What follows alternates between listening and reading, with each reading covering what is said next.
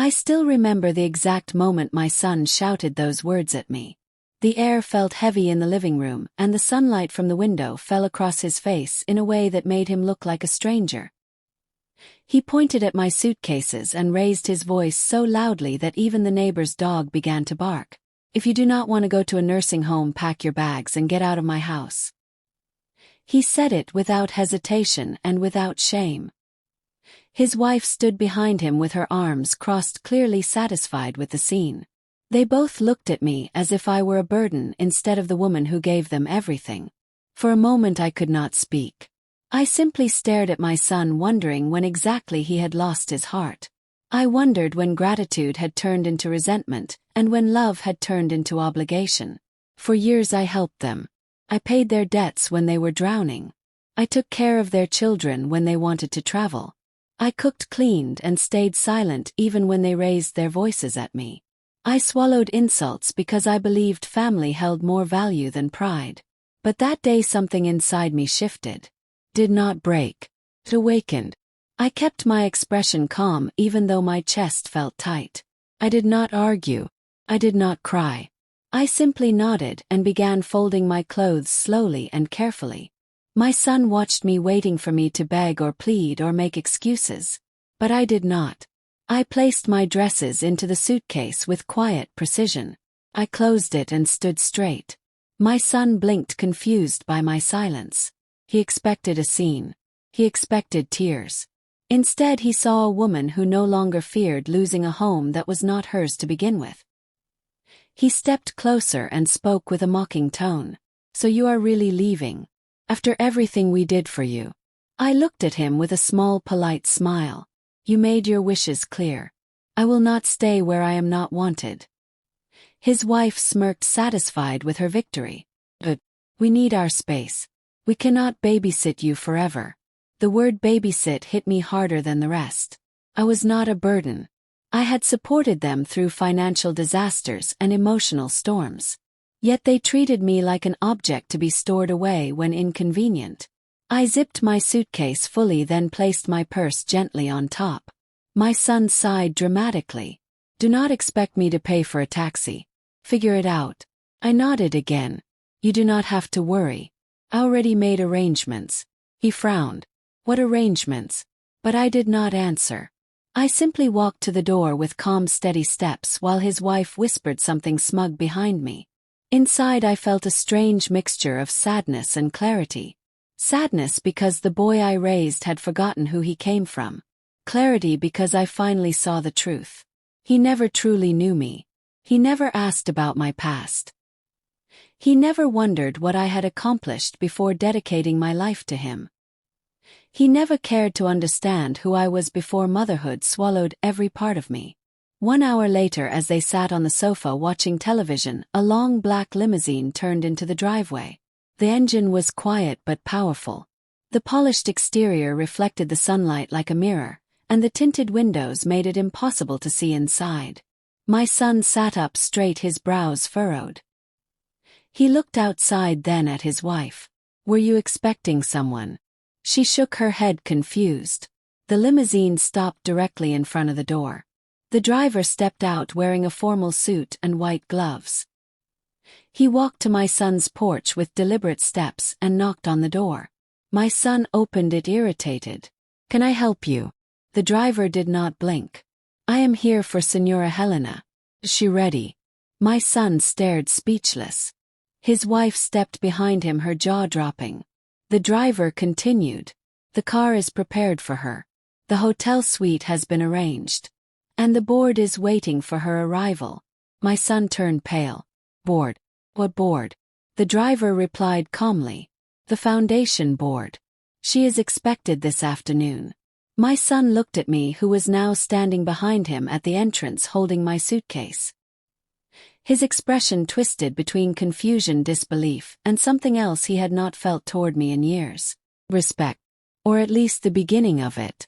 I stepped outside without looking at him. The driver took my suitcase gently, as if I were someone valuable, someone important, someone seen. My son stuttered. What is this? What board? Why is a limousine here for you?" I paused and met his eyes with a softness he did not deserve, but I still carried inside me. You never asked about my life before you. You never wondered who I was. You never cared to know. He swallowed. Mom, I did not know you had money. I shook my head. Money is only part of it. There is more you never bothered to understand. His face tensed with regret. Mom, come inside. Let us talk. But I simply smiled. You made your choice earlier. And I made mine now. I turned toward the limousine and stepped inside. The seats were soft, the interior smelled of leather, and the tinted windows hid my tears, which finally escaped not from sadness but from release. The driver closed the door gently. Outside, my son stood frozen in the doorway, staring at the car as if it were carrying away a secret he never thought I possessed. The limousine began to move slowly out of the driveway. As we turned onto the main road, I looked back one last time. My son still stood there, unable to process what had happened. He had thrown me out believing I had nowhere to go. But in truth, I had allowed him to believe that for years. I had chosen humility because motherhood teaches sacrifice. But that day I remembered something important. I was a woman before I was a mother. And that woman had a story, history, a value that did not vanish just because her child stopped seeing it. If you are listening to my story, tell me where you are watching from. Tell me if you have ever been pushed aside by someone you love. You are not alone. And my story was only beginning. The limousine moved quietly through the city streets while I sat inside in silence, trying to steady my breath. Even though I had prepared myself emotionally for this moment, I still felt the tremor of everything that had happened. My son's voice still echoed painfully in my memory, telling me to pack my bags and get out of his house. Those words could have broken me years ago, when I was still holding on to the hope that my kindness would someday be enough for him. But today they did not shatter me. They clarified something I had ignored for too long. I had spent years shrinking myself so he could feel strong. Years pretending I needed the shelter of his home, when in truth I had built my own life long before he existed. I allowed him to forget that I had once been a woman of influence, decisions, and quiet power. It was never the world that erased me. It was my willingness to disappear for the sake of motherhood. As the limousine turned onto the main avenue, memories I had buried for decades rose one by one as if awakened from a long sleep. People assumed I lived a simple life because I never flaunted anything. They assumed my clothes were modest because I liked them plain. They assumed I lived off my son because I never corrected him when he introduced me as someone who needed his generosity. But long before I raised him, I had been part of a foundation that supported international programs for education and health. I had traveled, served, and sat at tables where decisions changed entire communities. When I married his father, I stepped back by choice, not by necessity. And when my husband passed away, I inherited everything he built, including the responsibility to continue our work with the board. But I never told my son. He grew up believing I lived a quiet life. And I allowed it because I wanted him to know love without conditions before knowing pressure without mercy. The limousine slowed near a large glass building, and the driver spoke gently. "We will stop here, Senora Helena. The board is waiting for you." I nodded and took a deep breath before stepping outside. The building shimmered under the sunlight, tall and elegant, with reflective windows that caught every movement around it. The entrance doors opened as I approached, and two assistants greeted me with warm, familiar smiles. "Welcome back, Senora. We have missed you." I smiled with a mixture of pride and melancholy. "Thank you. It is good to be here again." As they escorted me through the lobby, several people greeted me respectfully. Some had been part of the foundation for years. Some were younger members who had only heard stories about the woman who helped their programs grow. They nodded to me as if acknowledging someone whose presence mattered. And for the first time in many years, I allowed myself to feel that recognition instead of hiding from it. We reached the boardroom where 10 members sat around a long table. At the head of it was Lucia, my oldest friend from the foundation years. She stood immediately when she saw me and hurried to embrace me. "Helena, you finally came. We have been waiting." I returned the embrace, feeling the comfort of someone who knew every part of my journey, including the ones I never shared with my son. She pulled back and studied my face. "You look tired. Something happened." I exhaled slowly. My son asked me to leave his house. She closed her eyes with understanding, not shock. She knew the quiet suffering I endured over the years. Helena, sit, she said softly. You do not have to pretend to be strong here. We are your family too. I sat at the table, and the board members began discussing recent projects, budgets, upcoming events, and the ceremony scheduled for the next week, where they expected me to give a speech. A speech I had written years earlier but never delivered. They wanted me back not as a formality but as a guiding voice. For years they respected the distance I kept while raising my son. Now they welcomed my return as if a missing piece had finally come home. As the meeting continued, one of the younger members asked gently, "Senora Helena, will your family attend the event?" The question struck me in a tender place. I hesitated. My son does not know about any of this. The room fell silent for a moment. Lucia placed her hand over mine. Then perhaps this is the moment he learns who you are. You hid your life out of love. But love should not erase you. Her words settled inside me like truth finally finding a place to rest. For years I reduced myself to make him comfortable. But humility becomes self-betrayal when it allows others to treat you as lesser. My son needed to know who I truly was, not to punish him but to show him the value of the mother he dismissed so easily. After the meeting, the limousine took me to the suite they reserved for me. It was spacious with soft lighting, polished floors, and a view of the city glowing beneath the late afternoon sun. I sat on the balcony, allowing the warm breeze to touch my face while I replayed the moment my son told me to leave. The anger in his voice had been real, but so had the entitlement he carried like a crown. He believed I had nothing. He believed the world had abandoned me. He believed he was doing me a favor by offering a roof. He never imagined that I had lived a life he could not yet comprehend.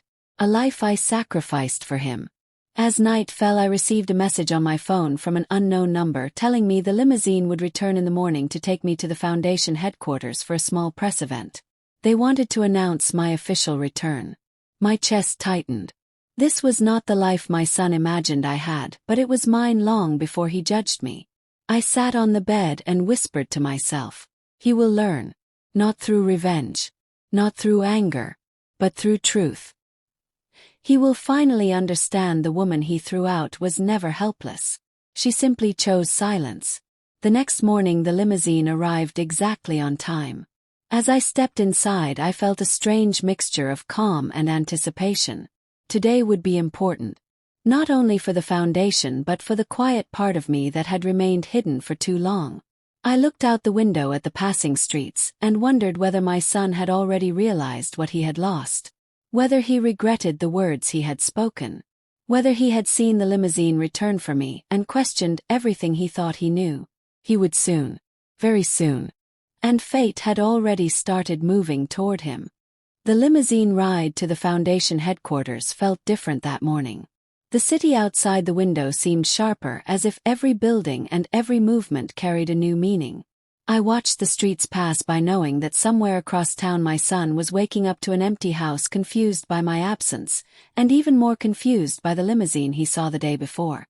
I wondered how long it would take before he reached for his phone and realized I was not coming back. Not because I was angry, but because something inside me had shifted permanently. You cannot return to a place that tried to erase you. Not when life finally reminds you of your own value. As we approached the headquarters, the driver slowed down in front of the building. Cameras and reporters waited outside, even though the event was described to me as private. I stepped out, and the moment my feet touched the pavement, photographers began taking pictures. It startled me for a second, but then I reminded myself I had lived this before. Many years ago I used to speak at events like these, representing the foundation alongside my husband. Back then people listened to my voice. They cared about my opinions. They respected my leadership. I had forgotten what that felt like until now. Inside the building, several staff members guided me through a polished hallway filled with framed photographs of past projects. I spotted a picture of myself taken more than 20 years earlier. I was shaking hands with a group of donors, smiling with confidence I had not seen in my own reflection for many years. The sight of it made me pause. I touched the edge of the frame gently and whispered, "I remember her. She was strong. She was not afraid." And she existed long before my son convinced me to make myself small. Lucia met me halfway down the hallway. Her eyes lit up when she saw me and she embraced me again. "The members are ready," she said. "They want you to speak today, even if only briefly." I exhaled deeply. I had spent years avoiding responsibility, afraid to step into any spotlight that might disturb my son's image of who he believed I should be. But today I felt something different. I felt the old version of myself rising inside me like a flame sparked back to life. "Yes," I replied. "I will speak." The event began in a large conference room filled with donor staff and a few journalists. Lucia introduced me with a warm voice, explaining my history with the foundation and my decades of silent contributions, even during the years away from the board. When I stepped to the front of the room, the applause surprised me. It was soft, respectful, and full of recognition. I stood there for a moment, absorbing the weight of that sound. Then I began speaking. I talked about the importance of compassion, the quiet power of service, and the strength that comes from helping others even when no one sees. I spoke about the foundation's early struggles, the victories we fought for, and the legacy that must continue. The audience listened closely. I saw nods, tears, smiles, pride. For the first time in many years, I felt my voice filling the space without fear. When the event ended, several people approached me wanting to shake my hand or thank me for returning. Some remembered me from the early days. Others had only heard stories. One young woman told me she joined the foundation because of a speech I had given long before she was born. I almost cried at that. I had allowed myself to believe that motherhood meant giving up everything else. But here I saw proof that pieces of my old life had survived even when I went silent. After the event, I returned to the limousine and sat quietly while the driver pulled away. But as we turned the corner, my phone buzzed. It was a message from my son. At first I hesitated to open it, but curiosity eventually won. The message was simple. "Mom, can we talk?" Closed my eyes. The boy who shouted at me the day before was not the one who wrote this message. Something had changed. I typed a calm reply. "I am busy today. We can talk another time." Less than a minute later, he responded again. "Please. It is important." I shook my head softly. Everything is always important when they finally realize what they have lost. I put my phone away and looked out the window. But just as I started to relax, the phone vibrated again. Another message. This one unexpected. From someone inside the board. "Senora Helena, your son visited the headquarters. He was asking questions. He seemed upset." I felt a sharp twist in my chest. Why would he come here? What was he looking for? Had someone told him more than they should? Had he followed the limousine? Or was he simply desperate for control in a moment where life finally refused to obey him? The driver noticed my expression through the mirror. "Senora, everything is all right." I forced a small smile. "I just need a moment." But inside I felt uneasy. My son did not know who I truly was. He did not know the life I had lived before him.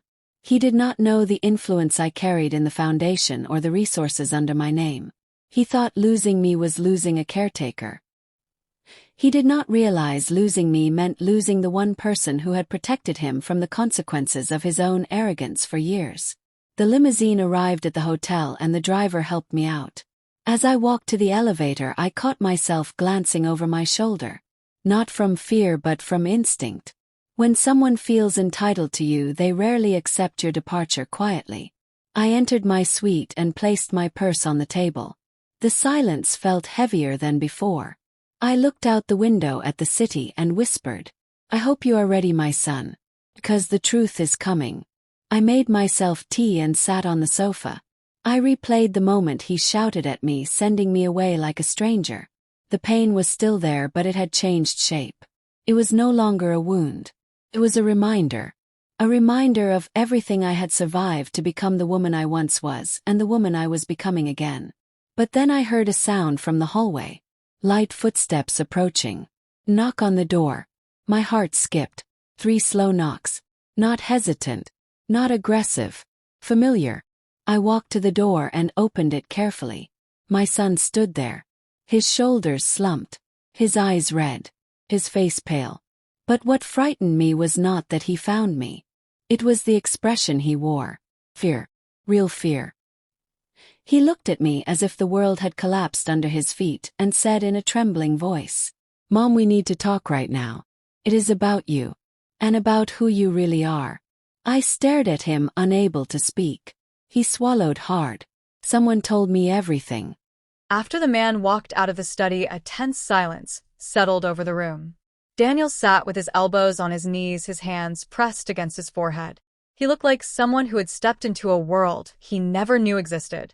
The weight of his father's warning, the appearance of that man, and the truth revealed in the recording all collided at once inside him.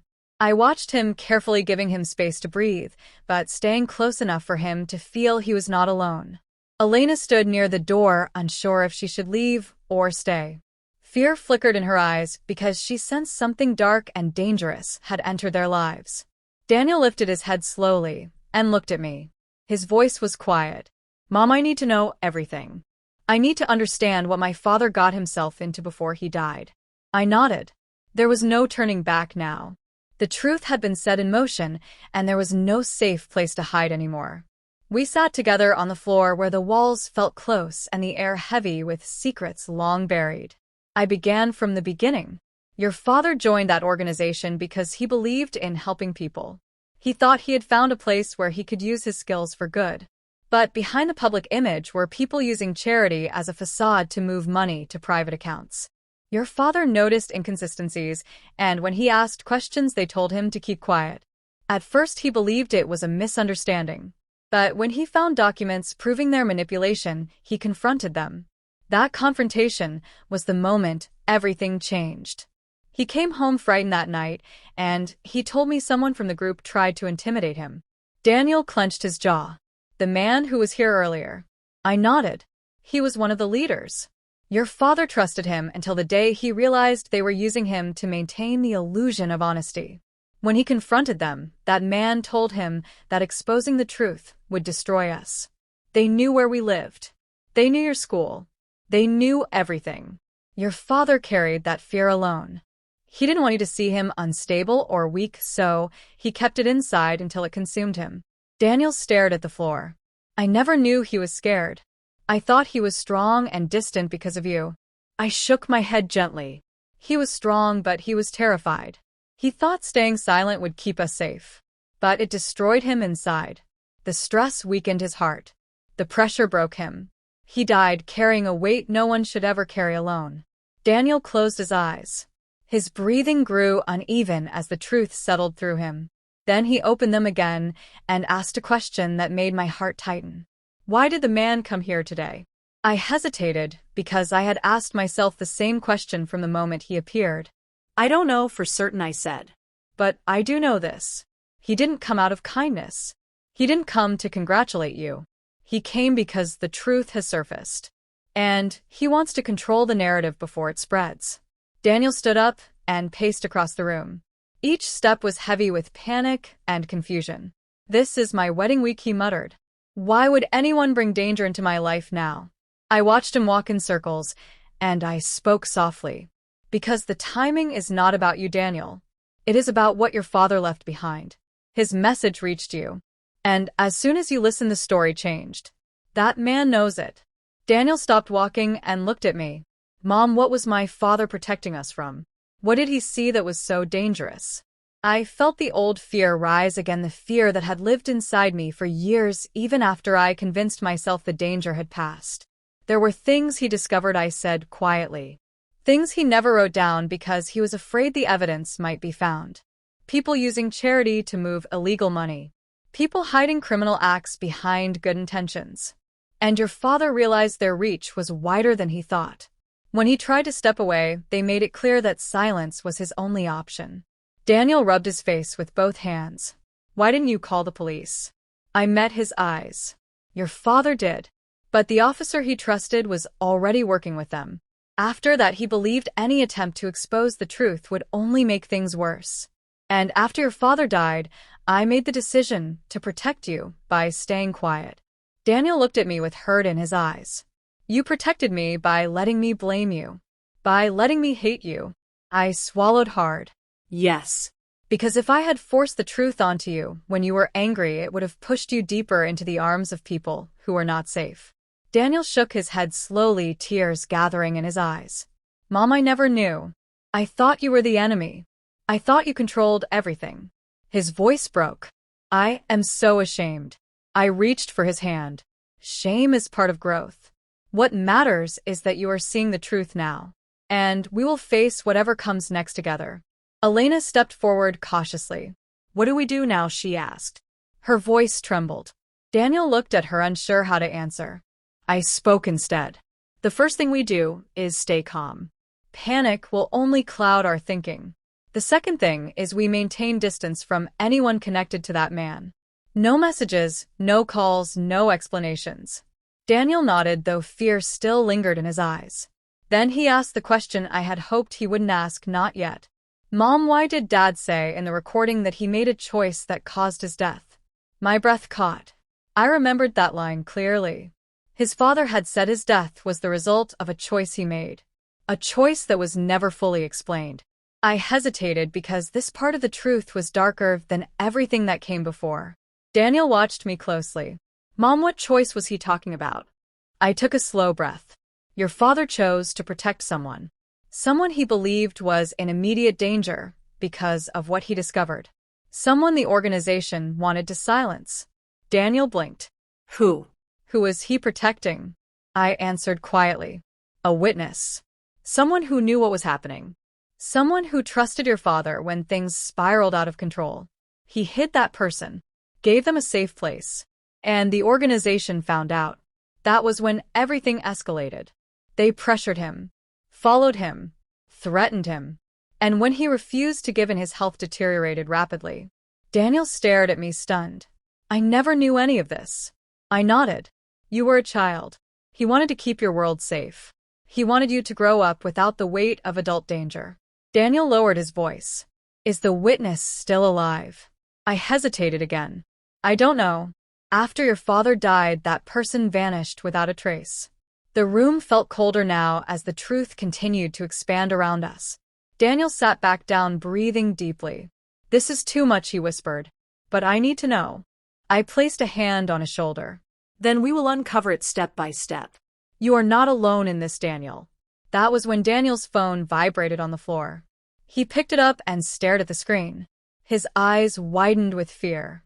Mom, he said in a shaky voice. It's him. The 3 knocks on the door echoed through the suite like a warning. Slow, measured, deliberate. My son and I stared at each other in silence. His eyes widened with fear while mine narrowed with instinct. I had heard knocks like that before, years ago, when I still lived the life he never knew about. Knocks that were not requests. Knocks that were signals. I raised my hand, gently telling him not to move. He froze, gripping the arm of the chair as if anchoring himself in place. The room felt heavier, the air thicker. For the first time, my son realized the world outside his comfort was far more complex than he imagined. I approached the door slowly without making a sound. I pressed my ear against the wood, listening carefully. No footsteps, no whispers, only stillness. I glanced at my son, signaling him to stay back. He nodded, though fear trembled through him. I unlocked the top latch quietly but did not open the door yet. Instead, I spoke through the crack. Who is it? Calm male voice answered. Senora Helena, I need a moment of your time. My heart tightened. I recognized the tone. Not the voice but the posture behind it. Controlled. Confident. Someone who expected access, not someone who requested it. My son's breath hitched. That is him, he whispered. I raised a finger, commanding silence. Cleared my throat. I'm not receiving visitors. Come back another day. The man replied without hesitation. I am afraid this matter cannot wait. I remembered something from my past. People who cannot wait often believe they are entitled to what does not belong to them. Kept my voice steady. Then leave your name and return during office hours. He paused. My name would mean nothing to you, but my position would. I represent a group interested in your return to the Foundation. That sentence unraveled my calm. Not because of the Foundation but because of the word group. in my old life group never meant a team. It meant influence, pressure, hidden agendas, and often danger. I did not open the door. Instead, I spoke more firmly. I am not discussing business here. Leave now or I will notify security. Another pause. Then a soft chuckle. Security cannot protect you from what is coming. My son's face drained of color. I stepped back from the door, slowly keeping my eyes locked on it. Whoever stood on the other side had crossed a line. My son whispered again. Mom, what is going on? Tell me what this is about. I shook my head, signaling him to stay quiet until the footsteps finally retreated. Only when I heard the elevator doors close did I breathe again. My son exhaled shakily. He sat down heavily as if the tension had drained all strength from his body. Mom, who was that man? I moved to the table and poured water into a glass. My hands trembled slightly, but I kept the glass steady. Someone who thinks they understand my past, I said. Someone who believes access to me means access to what I built. He blinked. But what did you build exactly? What did you do that made people like him follow you? I sat across from him and folded my hands. You are ready to hear the truth now. But you must let me speak without interrupting. He nodded quickly. He began. Before you were born, I worked for a humanitarian foundation that operated across several countries. Our projects grew faster than expected, which attracted donors but also people who wanted influence. The board trusted me. They relied on my judgment. I helped negotiate large contracts. I built partnerships. I traveled to places most people only see in documentaries. And your father worked beside me. My son's eyes widened. Father. He never told me any of this. He nodded. Because when he became sick, we stepped away from everything to give you a peaceful childhood. And after he passed, I let the world believe I had retired fully. But I kept ties with the board quietly. For years they asked me to return, but I refused. Till now. He leaned closer, absorbing every word. Mom, why did you say people followed you? I took a long breath. Not everyone in that world wanted to help others. Some wanted control. Some wanted the power of our funding. Some believed influence was more important than ethics. When I refused to support a project with hidden agendas, I made enemies. But I also made allies. Powerful ones. People who promised to protect me as long as I stayed silent. My son swallowed hard. And now that you returned, they came back. He nodded. When the limousine arrived at your house, someone noticed. Someone who had been waiting for years. Someone who wanted to reclaim influence they lost long ago. He leaned back, overwhelmed. Why did you never tell me any of this? I held his gaze. Because I wanted you to have a normal life. I wanted you to grow without fear. And because I believed the past was buried. But life has a way of reminding us that nothing stays buried forever. He rubbed his face with both hands.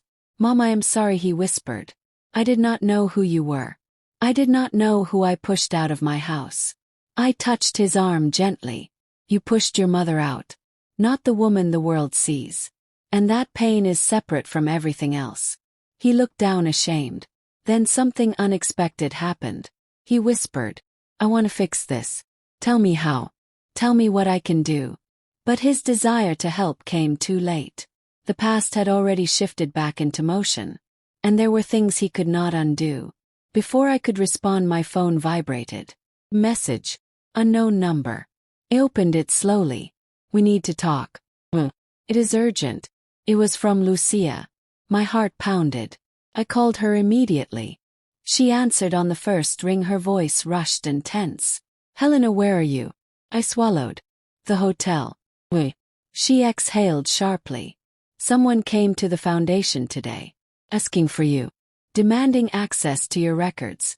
When we refused, he threatened to shut down one of our programs. I felt the blood drain from my face. That man. He was already moving against us. My son gripped the arm of the sofa. Mom, what does this mean? I paced the room, trying to control my breath. Means they are not after money. They are after influence.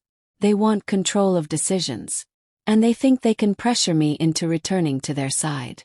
Lucia continued. Helena, we need you here. The board is shaken. We cannot make decisions without you. You understand them. You know how to handle this. You are the only one who can face them.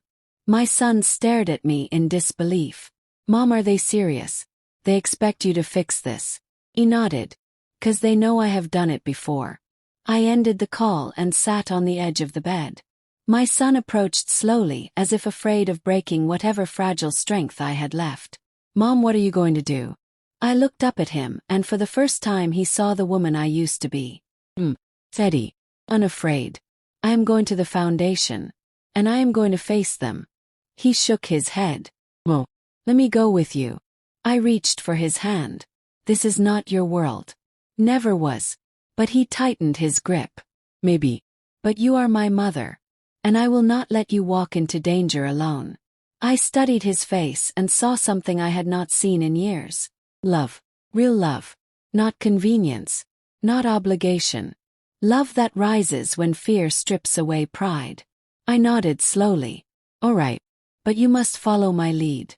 Everything depends on how they see you. He inhaled deeply. I will do whatever you say. We stood together and prepared to leave. But just as we reached the elevator, something occurred to me. Something important. Something dangerous. I had kept one last secret. A secret even my son did not know. And the people coming for me wanted it more than anything. They wanted the key. The key only I possessed. And I knew the moment they learned that we were no longer dealing with pressure. We were dealing with power. The kind people destroy lives to obtain. Daniel stood frozen in the doorway, staring at the note as if the paper itself were poisonous. Elena covered her mouth with both hands, the fear in her eyes turning sharper by the second. I stepped forward slowly, trying to keep my voice steady, even though my heart was pounding. Daniel, come inside. Do not stand out there. He obeyed, without speaking. He shut the door, locked it, and leaned his back against it as though trying to hold the world on the other side. The small note trembled between his fingers. Stop searching. 2 words that carried far too much meaning. 2 words heavy enough to change everything. Elena whispered, what does that mean? Daniel looked at her, then at me. It means he is watching. It means he knows we listened to the recording. It means he knows we are asking questions. His voice broke slightly. It means he knows we are thinking about the witness. I stepped closer and took the note from his hand. The paper was thick, not torn from a notepad, but printed cleanly. That detail alone made my stomach twist. This was not a message left in panic or haste. It was carefully planned. Someone had approached the house. Someone stood at our doorstep. Someone bold enough to send a warning without hiding. Daniel ran his hand through his hair, pacing across the living room. What does he want from us? Why is he doing this? I watched him, trying to steady the tremble in my own hands. Because he wants control, Daniel. Because for years he believed the truth died with your father. Because the moment you listened to that recording, you became a threat. Your father left behind a secret. And now that secret has been awakened. Elena stepped to Daniel, gripping his arm. We need to call the police. Now. Daniel shook his head bitterly. And tell them what? That a man showed up last night, then left a note.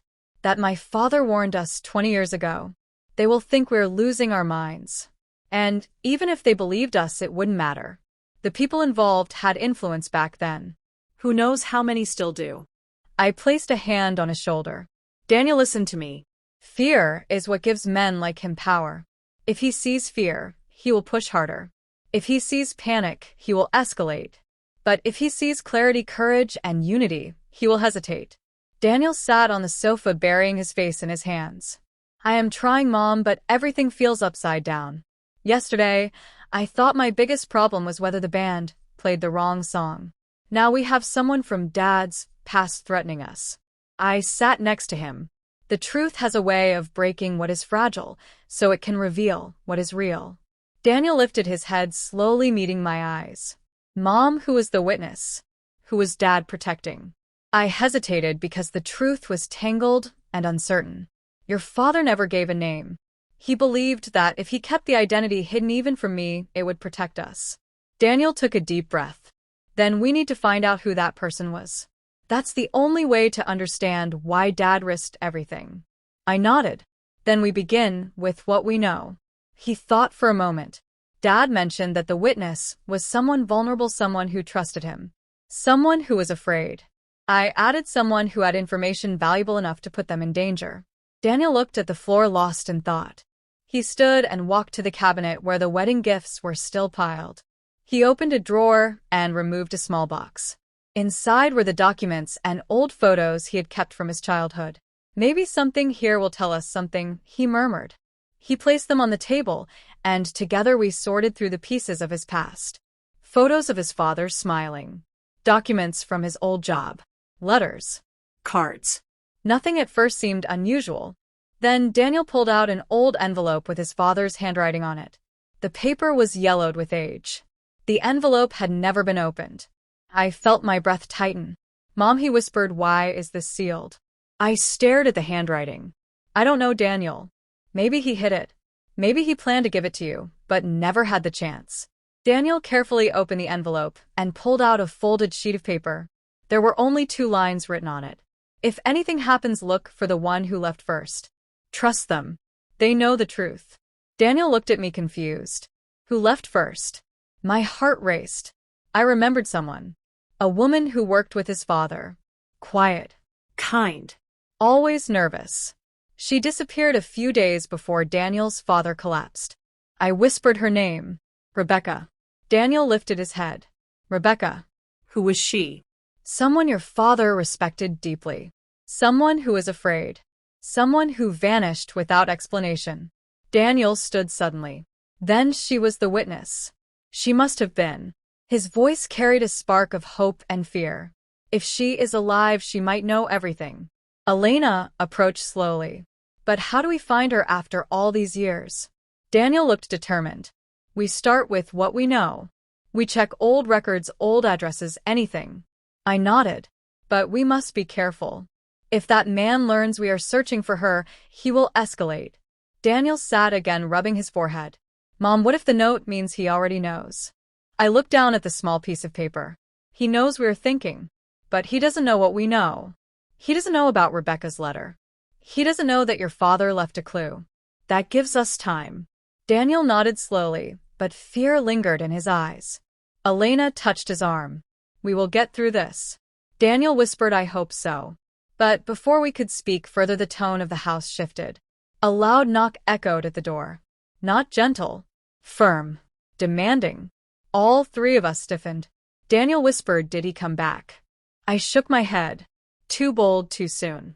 But boldness was his trademark. Daniel approached the door cautiously. Who is it, he called. No answer. He looked at us and opened the door a few inches, keeping the chain locked. There was no one at the doorstep this time. Only another envelope. Smaller than the first. Daniel picked it up, his hands shaking. He brought it inside and placed it on the table. Open it, Mom, he said. I nodded and took the envelope. This one was even more deliberate. The paper thicker. The edges cleaner. Inside was a single photocopy. An old newspaper clipping. The headline chilled me. Woman missing after charity investigation. Beneath the headline, a faded photo. Rebecca. Daniel stared at the image in shock. Mom, he whispered. She's gone. She disappeared. My voice was low. And now someone wants us to remember that. Daniel paced the room, breathing hard. This is a warning. He's telling us to stop. He's telling us he knows exactly where we are looking. I held the paper, feeling the weight of the past pressing into my hands. Daniel watched me, as though expecting me to break. Instead, something inside me hardened. Your father died, trying to protect the truth, I said. We cannot run from it anymore. Daniel swallowed hard. Mom, what if we are putting ourselves in danger? I looked at him steadily. Danger has already found us. But truth is the only thing that can free us from it. Daniel took a deep breath. Then we keep going. He looked at me with resolve. We find out what really happened. We find Rebecca. We uncover what Dad knew. And we make sure the man who threatened him cannot keep hiding. Elena stood beside him, her voice stronger now. We stand together. None of us faces this alone. I felt a warmth in my chest even through the fear. For the first time in years, Daniel and I were united not by pain, but by purpose. Before we moved forward, I whispered one truth aloud. This is what your father wanted. Daniel nodded, his eyes steady. Then let's finish what he started. But before we could take another step, Daniel's phone lit up again. A new message. This time only one word. Enough.